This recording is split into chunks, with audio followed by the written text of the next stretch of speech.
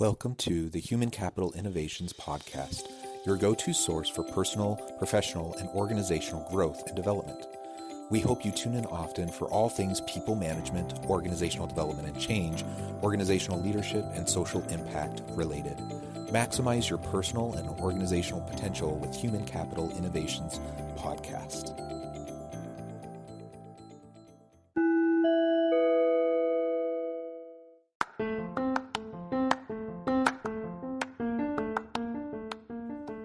Welcome to the Human Capital Innovations Podcast. In this HCI podcast episode, I talk with Jeffrey A. Martinovich about overcoming fear and choosing to get back into the game.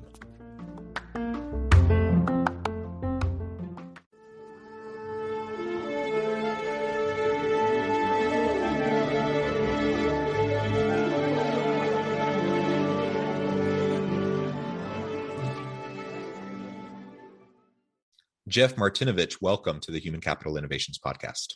Thank you, John. Great to be here today. Yeah, it's a pleasure to be with you. I'm super excited to have a nice conversation. Today, we're going to be exploring your book, Just One More, The Wisdom of Bob Vukovich. And we're going to be talking about overcoming fear and choosing to get back into the game of life, of work, of whatever area we're having struggles in, how we can get back on the saddle and get going again. And I think that's an ever-present kind of a challenge most of us face on a regular basis. And so, it's a story of resilience. It's a story of grit and just doing the best we can each and every day. As we get started, I wanted to share Jeff's bio with everybody. Jeff A. Martinovich is a first Gulf War veteran, MBA, and CEO of Jam Accelerator, LLC, a business consulting and incubation firm. Previously, Jeff was founder and CEO of MICG Investment Management, a billion-dollar wealth management firm. After the 2008 financial crisis, Jeff rejected 3 government plea offers, resulting in a 14-year prison sentence. Yet the Fourth Circuit Court of Appeals reversed twice. 2 U.S. District Court judges were removed, and after nearly 7 years, he was released to home confinement in May of 2020 to begin rebuilding his life.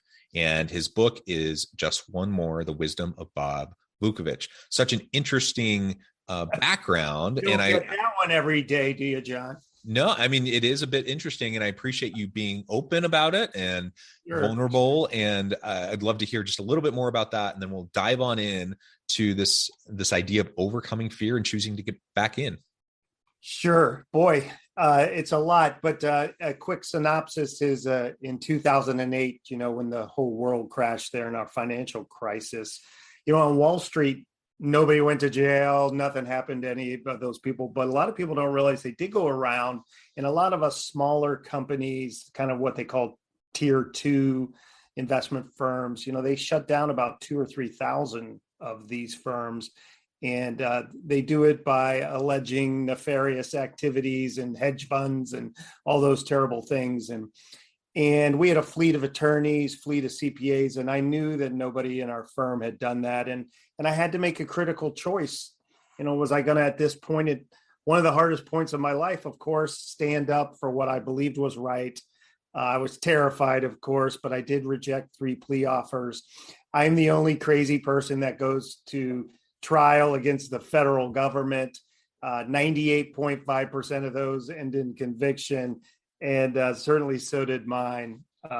We were trying to explain hedge fund accounting to the jury while the prosecutors were putting up pictures every day of our homes and cars and trips. And so I was toast. But through a lot of hard work and just trying to overcome fear, I tried to teach myself federal criminal law, something I had certainly never thought I would. Was very fortunate by helping about 300 other inmates on their cases, learned a little bit about that business, was able to get my some decisions reversed twice, 2 federal judges removed. And about 7 years later, unfortunately, I was able to come home. And so I've been home about 2 years and rebuilding the world, rebuilding life, and so crazy fortunate to be here. And lots of really cool miracles happening every day now. Yeah, I mean, I can't even imagine. And I'm sure you've heard all sorts of things from different people as you shared your story. So I'm not going to try to make it all better and say something magical, but I understand it's just a horrific thing.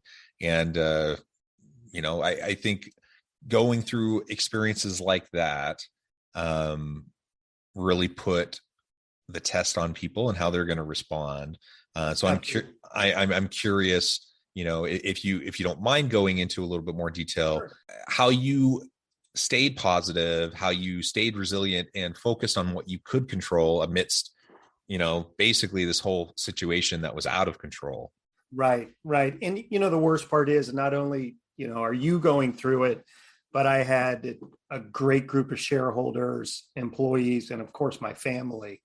So you have the guilt and the shame and all of those type of issues, on you 24/7. But the one trick that I kind of figured out for myself was I basically made a commitment to get stronger every single day, and to get stronger physically, intellectually, and emotionally. And I figured out that if I could do that, just this little bit stronger every day, tomorrow's going to be better. And it may not be a miracle. And it was such an uphill battle. It's 2,381 days. And I actually filed nearly 500 motions and actions and petitions, and 99.9% of those were all denied. And so just every day is denial. Every day is rejection. And so you have to just get as strong as possible. Otherwise, self-pity, despair, depression, and even much worse overtakes you as you lie back down on your steel metal cot, every evening. But I figured it out, and I tried to make every single day I was in the gym or on the track, and I was reading and studying things I had never been exposed to in my life. When I went to the Air Force Academy, when you come from all the engineering schools, you never read any of the classics. And I've always been so embarrassed I did that. So I read 28 classics. And then also I discovered meditation and Siddha yoga and these different things that made me emotionally stronger and able to kind of get rid of the standard deviations of a wild ups and downs and be able to get through this. And, inch by inch, how do we eat an elephant? And so just, piece by piece, we made it out the other side. And so if I could, and what I do now is I help other people with that type of concept in their businesses and their life to get through these challenges, just this much more every day. And eventually we have to believe it's going to be all right. Yeah. And we all face those challenges. Now, we all don't spend several years in prison, but we all have our own unique story, our own unique Correct. Set of challenges. Everybody goes through these. And so how we choose to respond is ultimately going to determine a lot of what our future holds for us. And, sometimes those challenges are self-inflicted. Sometimes they're natural consequences to choices we've made. But so often, and I would say most of the time, it's not. It's just the constraints of the environment we happen to be in. And there's really nothing we can do to control it. The only control we have is how we choose to respond. And so regardless of what your situation is, whatever challenge you're facing in your organization or within your family or community or whatever, I think ultimately, we take stock of our responsibility. Certainly we take stock of the natural consequences of choices, but we also take stock on what is controllable, what's not controllable. And then how are we going to choose to respond, hopefully in a positive way. And I love that you just wanted to be a little bit stronger each and every day. That I've thought about this. I've thought about what happens if the police come for me and I get thrown in jail. Not because I'm doing stuff to get thrown in jail, but but in another life. So back when I was going through my PhD program, I actually taught criminology for a couple of years at the university. And wow. That's not what I do now. I'm leadership, org change, and that kind of stuff. But I was in a sociology PhD program. And so they had me teach criminology. So I taught criminology for a couple of years. And what I learned from teaching that class and preparing for that is the number of people wrongfully convicted is a staggering number. And it's, we're two white guys. And so it certainly happens to people like us, but it happens disproportionately more to people of color. And I mean, there's so many systemic problems. I remember years ago having this conversation with my wife. Like if I get like accused of murder and I'm the number one suspect, I think we run to Canada, because I don't know, like I don't have faith in the system. Right. And it is a little mind blowing, because, I'm a great patriot, and I was carrying the flag down the middle of the street in the parade. And then you get into these situations and you are shocked at how things really work behind the green curtain. And so you become, maybe if you're a conservative, you might become a flaming liberal, or vice versa. And it really messes with your paradigm about what you think is important and how things really work. And, we used to say on the way up is life's all about exposure. And when I would teach young financial advisors, it's like, life is about getting exposure. Well, certainly many times we get exposure to all these areas we never thought we would. But I think the way you just said it, the way you accept it, and the way you figure out how are we going to get to the other side is the key. And one of the key things by me taking a job in the prison law library and just saying, you know what, I'm going to try to help these 300 other guys do better on their cases, or see what's going on. And in turn, I learned so much, and I was given so much that allowed me to get from the very violent facility down to a safer facility, which during COVID and everything allowed me to get to home confinement. And it was all these processes that, if we wouldn't have reached out and tried to not make it about woe is me and everything, and just try to fix the problem. The other thing is everybody wants you to collapse, be destroyed, cry, and end it all. And we as leaders, we as business leaders, we as sports leaders, leaders of our family, that doesn't do anything. We can do that to please people, but what we really have to do is fix the problem, regardless of how it happened. And lots of times society doesn't want you to do that. They don't want you to be strong. They don't want you to smile. They don't want you to try to rebuild the world. But that's what we have to do. It's the only answer. There really is no other answer.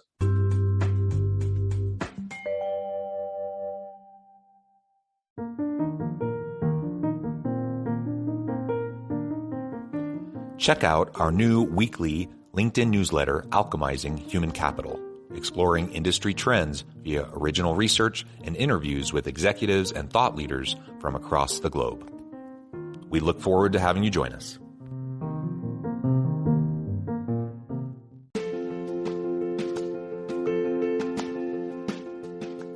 Bluer Than Indigo Leadership, the journey of becoming a truly remarkable leader.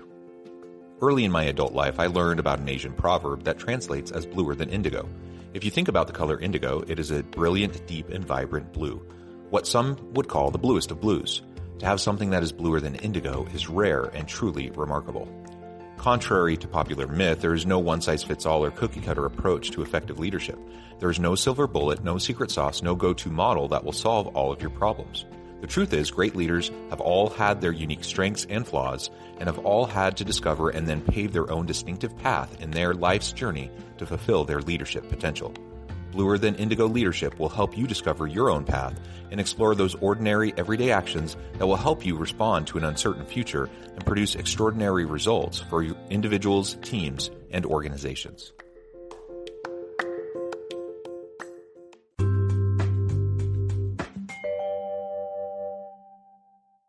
So tell us now a little bit about the book, and I'm interested. It's written in the form of a parable. So tell us a little bit about that, your choice for the parable, a little bit about the parable, if you don't mind. Sure. Well, I've put together a few business books, and it's kind of funny. Like people say, why would somebody who lost $1 billion put together a business book? But about 25 chapters were on the way up. and about 15 chapters where here's all the terrible mistakes I made. And then we had about another 15 chapters left over that really weren't business lessons. They were more life lessons. And Bob Vukovich is this great mentor, and he's really an amalgamation of so many mentors that I've had the pleasure to be exposed to. Very fortunate. And so as he begins to teach young Cole these different ideas, I also remembered that the world learns best by telling stories. And that's how we've been doing it for millions of years. So we put together a parable, a narrative nonfiction that really, if we look closely, pretty much mirrors my life the last 10 years. But Bob's journey really is about giving these lessons. But as we always remember, the teacher learns more than the student. And at the end, we're trying to find out, is Bob really going to himself take his own advice and get back into this competitive game of life? Yeah. I like that. And, again, it's so critical that we look for good examples anywhere we can find them. And in this case, it's a fictional parable, kind of archetype of what that could look like, in terms of how we can move forward in a positive way. One of the things I really like about, what you explore in the book, but also just your whole attitude and how you've approached this situation, is the fear component, the overcoming fear. We all face the challenges, and when we face challenges, many people kind of cave in on themselves, and like you said, they collapse. Other people, for whatever reason, have a different mindset, and they're able to kind of take it head on and to overcome that fear. Fear is just part of the human condition. We're hardwired to have fight or flight responses and those sorts of things. But we're not. We're more evolved. We're in a more evolved communities and societies today. We don't need all the fight or flight responses, but we still have them internally. And so we have to, again, know what's happening when we're experiencing it, and then choose how we're going to respond. Tell us a little bit more about how you go about doing that in terms of overcoming fear. There's a chapter in the book about brain compartmentalization. And I think that that's really the key, because you're right. People, in your life, that when they have that one problem going on, it's just, drama queen, and everything falls apart, and, the whole world has to hear about it all day. But then, these couple of other rare people who, if you only knew, they have 100 problems going on behind the scene, but they're the duck, with the feet under the water, but they're smiling and they're handling it and they're getting through it. And so I think brain compartmentalization is the key. During this 10-year drama, I would have to take all this terrible, terrible anger, anxiety, and fear and move it over to the side of the brain, just so we can function and get through as many items as we can today to keep as positive as possible. And yes, over time, that bad stuff will get less and less if we can just keep making forward progress. But I think that is the key. Otherwise, you're just incapacitated. You're paralyzed by fear and anger and guilt and all these other things. But I think also at the other end of the scale is, we as human beings have to somehow maintain something deep inside our souls that either we believe we're still a good person, or somebody else believes in us. I had a few very special people, my wife, Ashley, my close circle of friends, who stayed 100% connected to me and supportive of me through this entire thing. And that was huge. As my wife, Ashley, says, it was really just a big love story. And so those type of things, we have to feel deep inside us that we're a good person, that we're going to get through this, whether we've made mistakes or not, that everything's going to be okay. And the final part, I think, is we have to believe in a grand design. We have to believe in something, regardless of what that is. I think if we don't believe in something, then we lose hope. We lose the ability to think, you know what? It's a good chance if I do the right thing. Yeah, things may be terrible today, but it's going to be better tomorrow. And I had so many miracles happen to me through this time period, so many coincidences that just there has to be something to it. And I'm sticking to it. That's my idea. And I think if you have those fundamental beliefs, then you can get through the hardest times that we all go through. That can take a lot of different forms for people. And for many, that's a spiritual kind of foundation and hope, a religious kind of a hope. But it doesn't need to be rooted there. Whatever it is, whatever your hope, whatever your purpose and what you're striving for, that can guide you when you're going through those darkest times. And I couldn't help, as you were describing now, obviously your situation's not the same, but I'm thinking of that movie, Hurricane, which was based on a true story. And I don't know if you've seen that movie or are familiar with the story. No. It was a famous heavyweight boxer back in like the 50s or 60s, African-American, wrongfully accused, convicted of murder, and spends something like 30 years in prison until finally they uncover evidence that he had nothing to do with it, and he's released. And great movie based on a book, based on the man's real life.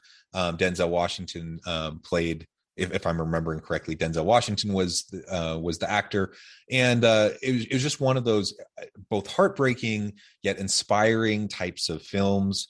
Perseverance and just the strength of the human heart, and like you were saying, just doing a little bit more every day, finding ways to serve those around you, finding ways to strengthen yourself, strengthen your mind, strengthen your soul, and you persevere. One of my favorite movies of all time is The Shawshank Redemption. A similar type of a story, right? At the end, you're victorious, even though this poor man has spent, a better part of his life in prison, wrongfully accused. He's able to make something of it. And I hope that's how I would respond if I found myself in that kind of a situation. But we never know. And ultimately, I think what we can do, while we never know, what we can do is prepare mentally now for the trials and adversities that we are already facing, and we know we will face in the future. Regardless of the severity of those trials, we will face them, and we can start that process now and check our fear, and cultivate hope in our family, our friends, in God, in whatever form that takes for you. And that can really help to get us through. Absolutely. And I'm a huge believer of, if you overcome fear in the smallest little things every day, and you say yes to as everything you can possibly say yes to every day, you're building up the strength that is going to be needed during these times. And I'll just close with, there has been this unbelievable number of miracles that have happened to me to make it home. My adult son, Cole, now works with me every day. I have a new baby little girl at my advanced age.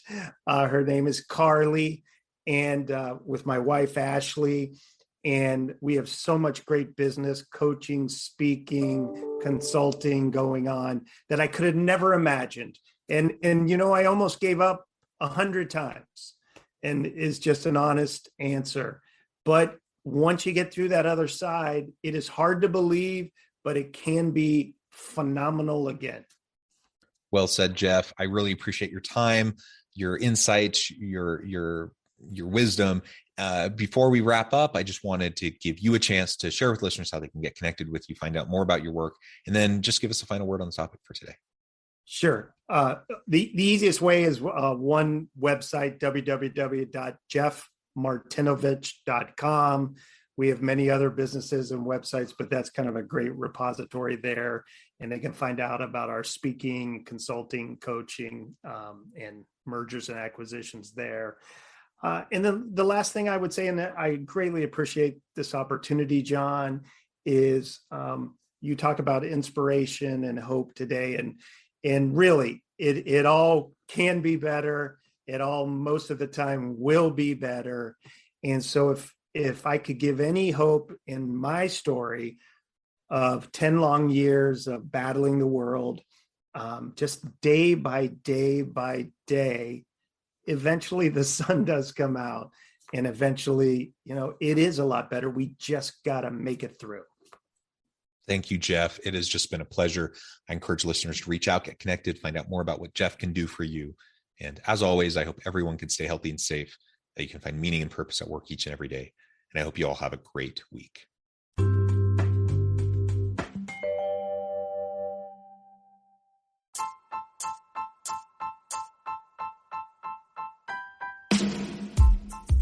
The alchemy of truly remarkable leadership. Ordinary, everyday actions that produce extraordinary results. Consider how the nature of work has shifted over the past 50 years. With increased globalization, rapid technological advancement, and the shift in economic composition, the average job of today looks very different than the average job of 50 years ago. What will the jobs and organizations of tomorrow look like? Moreover, what does this all mean for organizational leaders? What are the core competencies and capabilities of organizations and their leadership that are prepared for continued disruption and geopolitical and socioeconomic shifts? Regardless of what the future holds, increasingly, leaders need to be socially minded, data-driven, decisive, champions of talent, and disruptors of the traditional notions of leadership, teams, organizations, and work.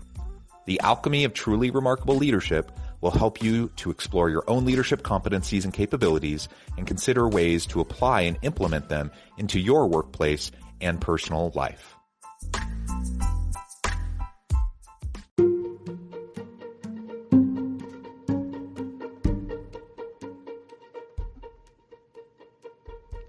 Check out Human Capital Innovations magazine, Human Capital Leadership. Human Capital Leadership is a free, interactive e-magazine with the mission to help individuals, leaders, and organizations find innovative approaches to maximize their human capital potential. We publish issues quarterly in August, November, February, and May. Take a look at the latest issue and let us know what you think.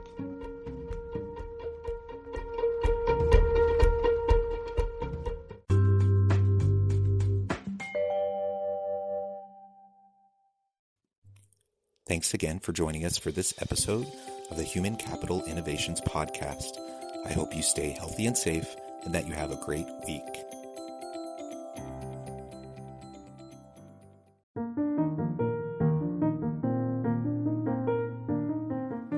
Check out our new weekly LinkedIn newsletter, Alchemizing Human Capital, exploring industry trends via original research and interviews with executives and thought leaders from across the globe.